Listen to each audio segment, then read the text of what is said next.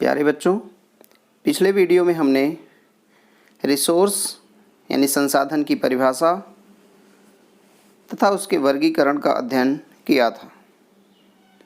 आज हम रिसोर्स से संबंधित कुछ अन्य संकल्पनाओं का डिस्कशन करेंगे तथा उसे समझने का प्रयास करेंगे। तो आइए हम देखते हैं कि रिसोर्स जो कि प्रकृति की देन है, उसे प्रकृति की देन मान लेने से क्या समस्याएं उत्पन्न हुई।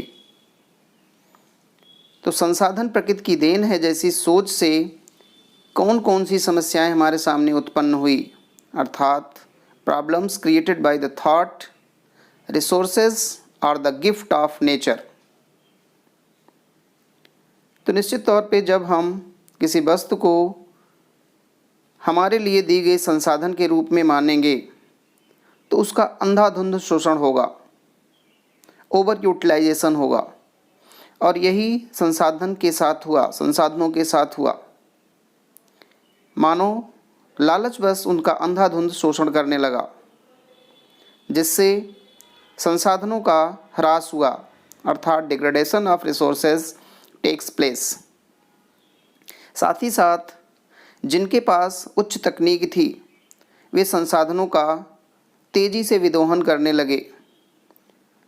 इससे तकनीक सबल देशों तथा व्यक्तियों में संसाधनों का केंद्रीकरण हुआ, जिससे समाज उच्च तथा निम्न आर्थिक वर्गों में विभाजित हो गया, अर्थात division of society takes place due to accumulation of resources in few hands। America, Europe तथा अन्य विकसित देशों में संसाधनों का अत्यधिक विदोहन हुआ, जिससे पर्यावरणीय संकट उत्पन्न हुए, संसाधनों का ह्रास हुआ तथा गरीब तथा अमीरों के बीच की खाई या उच्च तथा निम्न आर्थिक वर्गों का उदय हुआ। इससे सामाजिक विघटन की प्रक्रिया प्रारंभ हुई। सामाजिक विघटन के साथ साथ अनेक वैश्विक पर्यावरणीय संकट भी उत्पन्न हुए, जैसे भूमंडलीय तापन, ओजोन परत क्षरण, पर्यावरण प्रदूषण, भूमि एवं मृदा निम्नीकरण, वन्य जीवों का ह्रास, जिससे जैव विविधता में अत्यंत कमी आई। ये जो कमी आई ग्लोबल इकोलॉजिकल क्राइसिस के नाम से जानी जाती हैं। तो इस प्रकार से संसाधन प्रकृति की देन है जैसी संकल्पना को स्वीकार कर लेने पर global ecological crisis and environmental degradation takes place. इन पर्यावरणीय समस्याओं तथा सामाजिक विघटन के कारण मानव जीवन की गुणवत्ता में भी ह्रास हुआ, जिससे वैश्विक अशांति उत्पन्न हुई, अर्थात quality of human life decreases due to which global unrest takes place. तो इन समस्याओं के उपरांत यदि हम अब भी इसी रफ्तार से इनका विदोहन करते रहेंगे तो निश्चित तौर पे हमारी पृथ्वी के भविष्य संकटपूर्ण है। अतः हमें इन समस्याओं से निपटने के लिए संसाधन नियोजन की आवश्यकता है। अब प्रश्न उठता है कि संसाधन नियोजन है क्या तथा इसकी क्या आवश्यकता है। तो resource planning is the most widely accepted strategy of development and judicious use of resources, अर्थात संसाधनों के विकास तथा उनके न्यायसंगत वितरण के लिए संसाधन नियोजन एक सर्वमान्य युक्ति मानी जाती है। यह माना जाता है कि जिससे संसाधनों का विकास पर्यावरणीय दृष्टि से, सामाजिक दृष्टिकोण से तथा आर्थिक दृष्टिकोण से उसका सही ढंग से डेवलपमेंट हो सके, उसके लिए नियोजन की आवश्यकता होगी।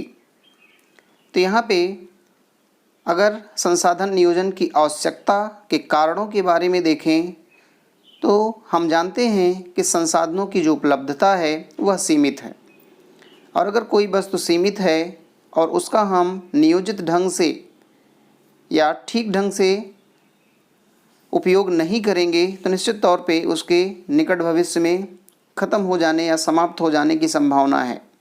इसलिए रिसोर्स प्लानिंग की आवश्यकता इसलिए है क्योंकि रिसोर्स लिमिटेड मात्रा में विद्यमान है, अर्थात संसाधनों की जो उपलब्धता है वह सीमित है। संसाधन नियोजन की आवश्यकता इसलिए भी है कि जिससे संसाधनों के क्षरण को रोका जा सके, अर्थात उनके अंधाधुंध शोषण को रोकने के लिए भी संसाधन नियोजन की आवश्यकता है, अर्थात ओवर यूटिलाइजेशन और over exploitation of resources must be stop to avoid depletion of resources.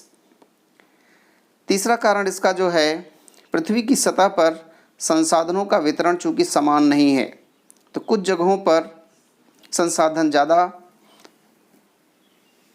हैं और कुछ जगहों पर कम हैं। तो इससे एक आर्थिक और सामाजिक डिवीज़न हुआ है, जिससे अनेक समस्याएं उत्पन्न हुई हैं। तो resources are unevenly distributed over the surface of earth. To avoid accumulation of resources in few hands, we have to plan resource exploitation. अर्थात हमें पृथ्वी पर विद्यमान असमान रूप से वितरित संसाधनों को कुछ विशेष हाथों या देशों के हाथों में संकेंद्रण को रोकने के लिए भी संसाधन नियोजन की आवश्यकता होती है। तो यहाँ पे जो तीसरा कारण था वह यह है, संसाधन नियोजन की आवश्यकता इसलिए है कि जिससे इसका एकत्रण कुछ व्यक्तियों या कुछ विशेष देशों के हाथों में ही न रह जाए, इसके लिए भी हमें संसाधन नियोजन की आवश्यकता पड़ती है। नेक्स्ट प्रश्न उठता है कि संसाधन नियोजन का आधार क्या होना चाहिए। तो संसाधन नियोजन संसाधनों के विवेकपूर्ण उपयोग के लिए अपनाई जा सकने वाली सर्वमान्य रणनीति होती है। तो निश्चित तौर पे सर्वमान्य रणनीति का मतलब है कि इसकी सर्वमान्यता हर आधार पर होनी चाहिए, और ये जो आधार होने चाहिए वे सामाजिक होने चाहिए, आर्थिक होने चाहिए, पर्यावरणीय होने चाहिए, राजनैतिक होने चाहिए तथा सांस्कृतिक भी होना चाहिए। अर्थात नियोजन की जो हम तकनीकें अपनाएं वह सामाजिक रूप से, आर्थिक रूप से, पर्यावरणीय, राजनैतिक या सांस्कृतिक रूप से एक्सेप्टेबल होना चाहिए तथा सभी के हित में होना चाहिए। तभी उस संसाधन नियोजन की जो टेक्निक होगी उसको एक सर्वमान्य रणनीति के रूप में मान्यता मिलेगी और उसका उपयोग हम संसाधन नियोजन में कर पाएंगे। संसाधन नियोजन की सर्वमान्य रणनीतियों में एक रणनीति है समपोषणी विकास, अर्थात सस्टेनेबल डेवलपमेंट। तो आइए हम देखते हैं कि सस्टेनेबल डेवलपमेंट की परिभाषा क्या है। Sustainable development is development that meets the need of the present without compromising the ability of future generation to meet their own needs। अर्थात समपोषणी विकास विकास की ऐसी युक्ति है जो वर्तमान पीढ़ी की आवश्यकताओं की पूर्ति करे और साथ ही साथ भविष्य की पीढ़ियों की आवश्यकताओं की पूर्ति भी करे। अर्थात ऐसा न हो कि उन संसाधनों का विदोहन हम आज इतना अधिक कर लें कि भविष्य की पीढ़ी को जब उस वस्तु की ज़रूरत पड़े तो वह उनके लिए उपलब्ध ना हो।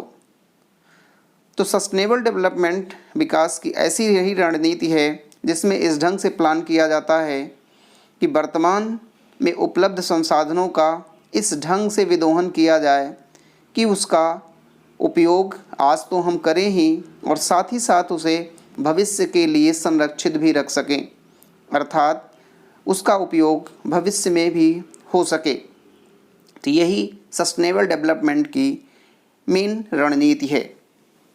अब प्रश्न उठता है कि समपोषणी विकास का मुख्य लक्ष्य क्या है, what is the main goal of sustainable development, तथा इन गोल्स की या इन लक्ष्यों की प्राप्ति कैसे संभव है।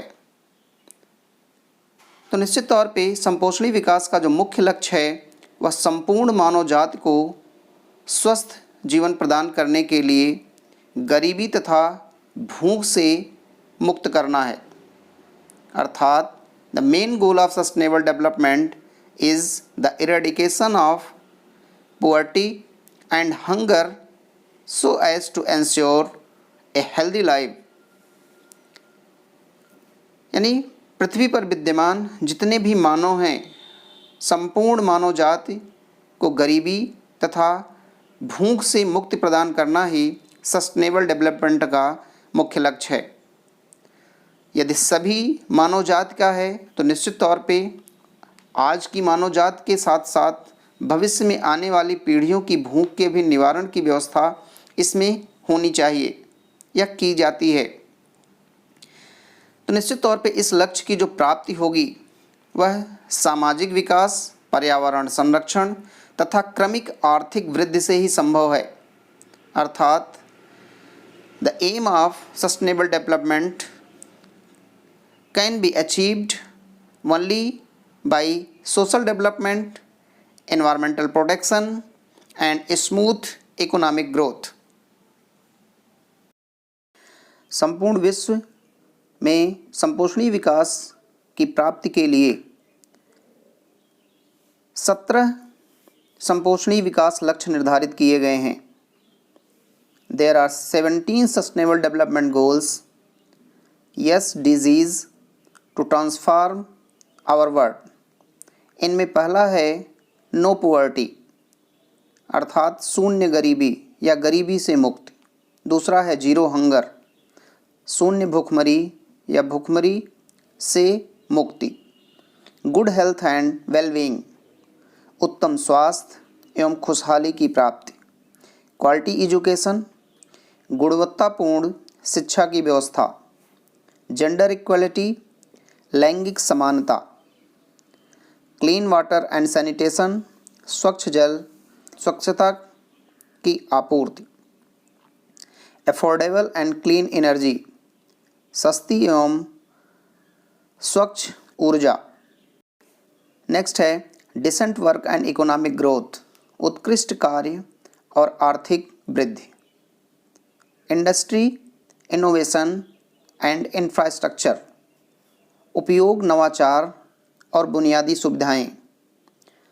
रिड्यूस्ड इनइक्वालिटी, वैश्विक स्तर पर विद्यमान असमानताओं में कमी लाना भी इसका एक लक्ष्य है।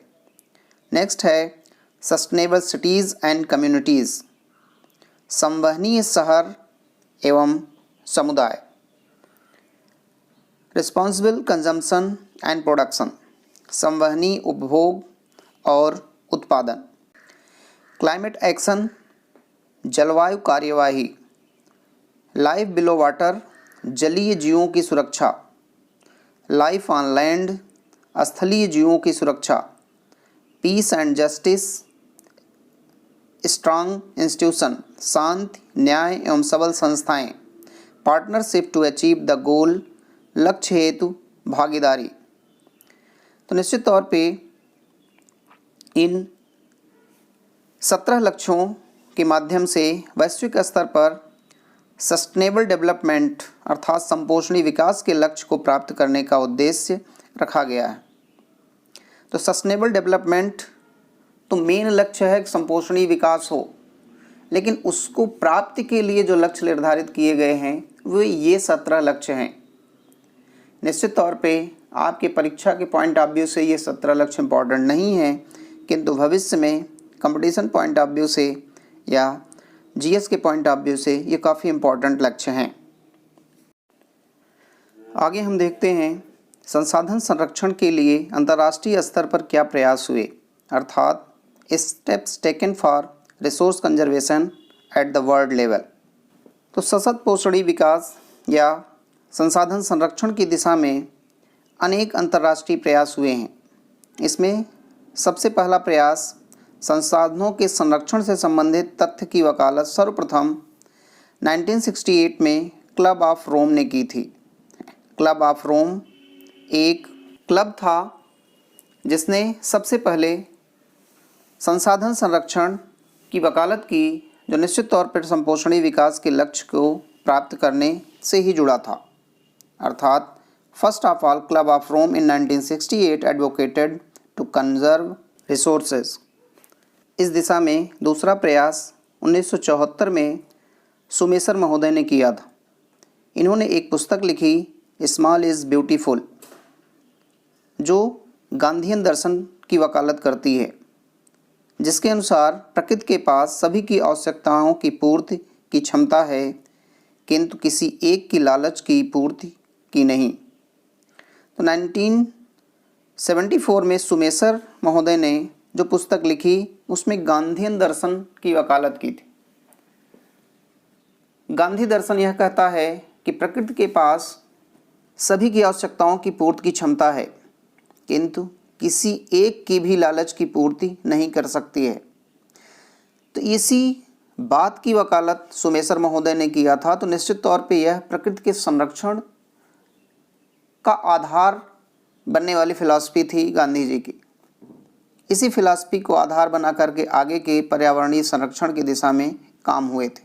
अर्थात in 1974 Schumacher in his book small is beautiful advocated Gandhian philosophy on conservation of nature, that is, nature can fulfill the need of all but can't fulfill one's greed.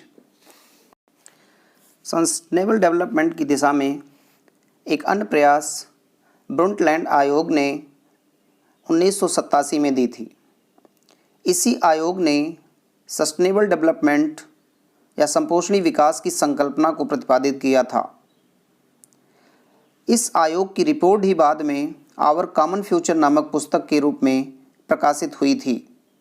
अर्थात the seminal contribution with respect to resource conservation at the global level was made by the Brundtland commission report 1987। This report introduced the concept of sustainable development and advocated it as means of resource conservation. The report was later published in a book entitled Our Common Future। तो यहाँ से आपसे प्रश्न पूछा जा सकता है कि Our Common Future क्या है।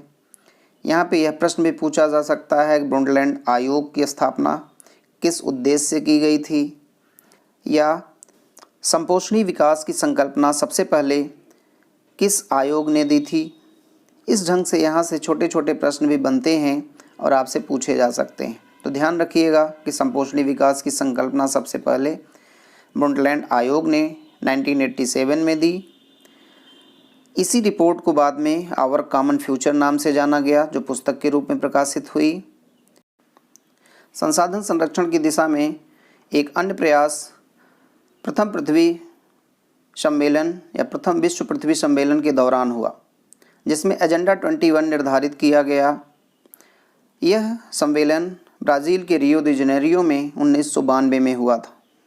इसमें संसाधन संरक्षण से जुड़े अनेक लक्ष्य निर्धारित किए गए तथा उनके लिए उठाए जा सकने वाले कदमों का भी निर्धारण किया गया कि कैसे इस लक्ष्य को प्राप्त किया जा सकता है। तो इस प्रकार यहाँ जो प्रश्न बन सकता है इस टॉपिक पर वह आ सकता है कि वैश्विक स्तर पर संसाधन संरक्षण के लिए उठाए गए कदमों का वर्णन कीजिए, या describe the steps taken for resource conservation at the world level. तो इस प्रश्न के उत्तर में आप उपर्युक्त 4 पॉइंट दे सकते हैं जो अभी तक किए गए हैं। निश्चित तौर पे आगे भी कई प्रयास हुए हैं, किंतु शुरुआती ये 4 प्रयास काफ़ी महत्वपूर्ण माने जाते हैं। अभी हमने देखा कि 1992 में प्रथम विश्व पृथ्वी सम्मेलन काफ़ी महत्वपूर्ण कदम था पर्यावरण संरक्षण या संपोषणी विकास की दिशा में। तो आइए हम देखें कि पृथ्वी सम्मेलन क्या था। United nation conference on environment and development अर्थात UNCED के तत्वावधान में 1992 में ब्राज़ील के रियो दी जेनेरियो में एक सम्मेलन आयोजित किया गया था, जिसमें 100 से अधिक राष्ट्राध्यक्षों ने भाग लिया था। इस सम्मेलन में सबसे पहले पर्यावरण संरक्षण तथा सामाजिक आर्थिक विकास की समस्याओं पर एकजुटता प्रकट करने का प्रयास किया गया था और इसे वैश्विक समस्या के रूप में देखने का प्रयास हुआ था। इस सम्मेलन में ही राष्ट्राध्यक्षों ने वैश्विक जलवायु परिवर्तन तथा जैव विविधता संबंधित 2 समझौतों पर हस्ताक्षर किए थे। इसी सम्मेलन में एजेंडा 21 नामक एक कार्य योजना प्रस्तुत की गई थी, जो 21वीं सदी में संपोषणी विकास के लिए महत्वपूर्ण रणनीति के रूप में स्वीकृत की गई थी। इस सम्मेलन का जो मुख्य लक्ष्य था वह निश्चित तौर पे संपोषणी विकास को प्राप्त करना था। अर्थात इन 1992 more than 100 heads of states met in Rio de Janeiro, Brazil under the roof of United Nations Conference on Environment and Development, that is UNCED, for the first International Earth Summit. The summit was convinced for addressing urgent problem of environmental protection and socio-economic development at the global level. Assembled leaders signed the Declaration on Global Climate Change and Biological Diversity. The Rio Convention endorsed the Global Forest Principle and adopted Agenda 21 for achieving sustainable development. In the 21st century, achieving global sustainable development was the main aim of Earth Summit. तो इस प्रकार आप देख रहे हैं कि पृथ्वी सम्मेलन का जो मुख्य लक्ष्य था वह सस्टेनेबल डेवलपमेंट को प्राप्त करना था, जिसे प्राप्त करने का जो तरीका बताया गया, जो कार्य योजना प्रस्तुत की गई, वह कार्य योजना एजेंडा 21 के रूप में जानी जाती है। तो एजेंडा 21 क्या है, इस पर भी आपसे प्रश्न पूछे जा सकते हैं। यहाँ पृथ्वी सम्मेलन क्या था, इसका क्या मुख्य उद्देश्य था, यह प्रश्न भी हो सकता है, तथा एजेंडा 21 क्या था तथा उसका क्या मेन उद्देश्य था, यह भी आपसे पूछा जा सकता है। तो आइए हम देखते हैं कि एजेंडा 21 क्या है। अभी हमने देखा कि एजेंडा 21 एक कार्य योजना है जो प्रथम विश्व पृथ्वी सम्मेलन में स्वीकृत किया गया था। तो एजेंडा 21 में जो मुख्य लक्ष्य निर्धारित किए गए थे वो पर्यावरण क्षति, गरीबी तथा रोगों से वैश्विक स्तर पर निपटना था। अर्थात वैश्विक समुदाय का सहयोग लेकर इन समस्याओं से निपटना ही एजेंडा 21 का मुख्य लक्ष्य था। इस कार्यसूची में अनेक चीज़ें सम्मिलित की गई थी और प्रत्येक राज्य को या देश को अपना अपना एजेंडा 21 निर्धारित करने को कहा गया था और राष्ट्रीय स्तर पर एजेंडा 21 की प्राप्ति का प्रयास करने के लिए कहा गया।